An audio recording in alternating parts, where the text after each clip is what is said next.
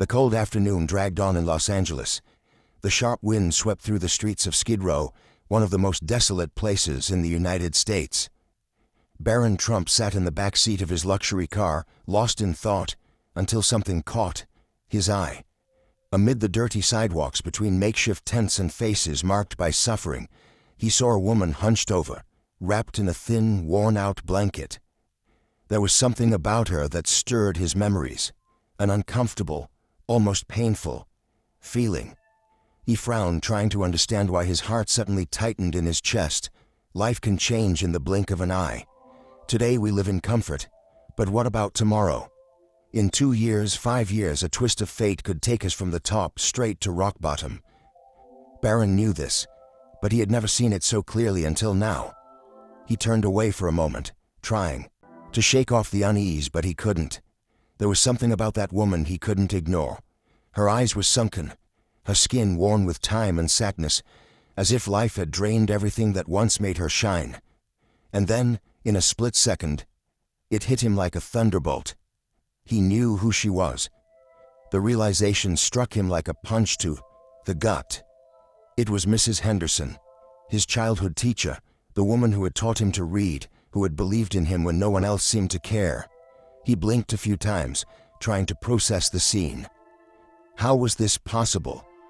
How could someone so noble, who dedicated her life to shaping young minds, end up here in this urban hell? His chest tightened with a crushing weight. Something was deeply wrong with the world when people like her were abandoned and forgotten. His eyes returned to the woman, and at that moment, he knew he couldn't just walk away. The car slowed. Down at the red light, Barron leaned forward, his heart pounding, his mind racing. A lump formed in his throat as he watched her struggle to keep the blanket over her shoulders, trying to escape the biting cold that swept through the city at dusk. Her thin fingers trembled. This wasn't right. A voice in his head told him to keep driving, that it wasn't his problem, that he should return to the comfort of his routine. But another voice, stronger and more insistent, one that he couldn't ignore, told him that he had no choice but to act. Mrs. Henderson's life had once been completely different. She lived in a simple but cozy house in Pasadena, California, dedicating her days to teaching.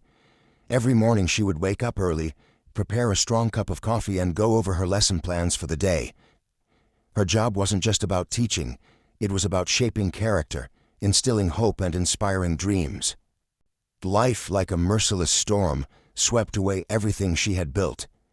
First came the illness, a cruel diagnosis that forced her to leave the classroom. Then the most painful blow of all, her husband's sudden death. The only comfort she had left were her 2 adult children, who promised to take care of her. Promises that in time turned to dust. She never imagined her own children would abandon her. At first they called often, checked on her, assured her they would figure things out. But as the months passed, the calls became less frequent. Then they stopped altogether. When her health worsened, she had no choice but to sell her house to cover medical expenses. She believed that, at the very least, she would have her children's support. But when she reached out for help, she was met with excuses and silence. They had their own lives, they couldn't carry that burden. Each rejection was like a dagger to the heart. That was when she realized she was truly alone. With no money, no family, and no strength left to work, despair consumed her. A social assistance shelter became her last option. At first she felt ashamed, but she kept telling herself it was temporary, that she would find a way out. But life had no mercy. The shelter was a hostile place, filled with screaming in the middle of the night, constant threats, and a daily battle for food. She began to fear the darkness. Still she endured, until fate decided to deal her one last cruel blow. A fire ripped through the building, destroying everything she had left. She lost it all. The last remnants of her life, her documents, photos of her husband, a small suitcase of clothes, were turned to ashes. That was how she ended up in Skid Row, the place where people lose even their last shreds of hope. The stench of filth clung to the air, and the streets were a battlefield between hunger, cold, and fear. She asked herself every day how she had gotten there. How could a respected teacher, someone who had shaped so many young minds, end up discarded like this? The answer was too painful to accept. But the worst part wasn't the hunger, or the cold, or the illness. It was the loneliness. Nights in Skid Row were an endless nightmare. The cold cut through her skin like knives, and the hard ground where she slept was covered in dirt and discarded trash. The air was thick with the stench of urine, mold, and despair. Each night brought a new danger, violent fights, desperate screams, and the terrifying sound of footsteps creeping closer in the dark. She slept clutching a filthy old bag of clothes, as if it could somehow protect her. But nothing could. Danger was everywhere, and fear had become her only constant companion. She started avoiding eye contact with people. At first, she tried to hold on to some dignity, wearing the least tattered clothes, trying to wash up at public faucets. But she quickly realized that none of it mattered anymore. The city had turned its back on her, and the world saw her as a problem, not a person. Whenever she asked for help, people looked away, crossed the street, pretended she didn't exist. Being ignored hurt more than the cold. As time passed, she could feel herself disappearing, fading from the world's view. She wondered if she was still someone, or just another forgotten body among the many lost souls of Los Angeles. Hunger gnawed at her insides. She never imagined a day would come when she'd have to dig through trash cans for food. The first time she did it, she felt a lump in her throat and a crushing wave of shame. But hunger was ruthless, and humiliation became routine. The rare moments of luck came when she managed to get a piece of bread from a kind soul, or when a volunteer handed out meals. But those moments weren't guaranteed. There were nights when she went to sleep without eating, too weak to even move, feeling her body wither away. Time stripped away more than just her strength. It took her hope, her faith, her identity. Mrs. Henderson, the teacher who had once been respected and looked up to, was now invisible to the world. Even her own voice had lost its power. She barely spoke, whispering only when necessary. Her eyes, once filled with knowledge and compassion, now reflected only emptiness. She didn't know how much longer she could hold on. But on that cold day, sitting on a filthy sidewalk, wrapped in a thin blanket, she had no idea that a familiar face was about to change everything. Barron Trump's car stopped at a red light, but his mind was elsewhere. A cold shiver ran down his spine, and his heart pounded as he confirmed what his eyes were seeing. The woman curled up on the sidewalk, trembling in the cold, was Mrs. Henderson, his teacher, the woman who had once taught him more than just lessons. From a book, she had taught him about integrity, about believing in himself, about kindness. And now there she was, reduced to a shadow of who she used to be. Barron felt his throat tighten. He blinked a few times, trying to convince himself that it wasn't real, but it was. He opened the door and stepped out of the car, ignoring the curious glances from passers-by. Each step toward her felt heavier than the last. He had no idea what to say, no idea if she would even remember him.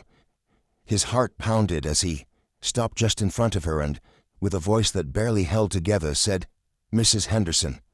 The woman took a moment before lifting her head. Her eyes were hollow, exhausted, but for a brief second, a flicker of recognition appeared. "Barron?" Her voice was weak, almost a whisper, filled with both shock and something else, shame. Her eyes welled up with tears. She instinctively tried to hide her dirty hands, to smooth down her disheveled hair, as if she could somehow erase what she had become. But there was no way to hide it. What hurt wasn't just being recognized. It was being recognized by one of her former students, someone who had once seen her as a figure of strength and wisdom. She didn't want him to see her like this, broken, forgotten, discarded by the world. But Barron didn't look away. Instead, he really saw her, saw everything. For a moment, neither of them spoke. The past and present collided in a way neither of them had expected. Barron took a deep breath. There was no time to hesitate. "Come with me," he said, his voice firm but gentle. She looked at him with uncertainty, like someone who had been let down too many times to believe in hope again. But Barron didn't wait for an answer. He simply extended his hand. And in that moment, without a word, a silent choice was made.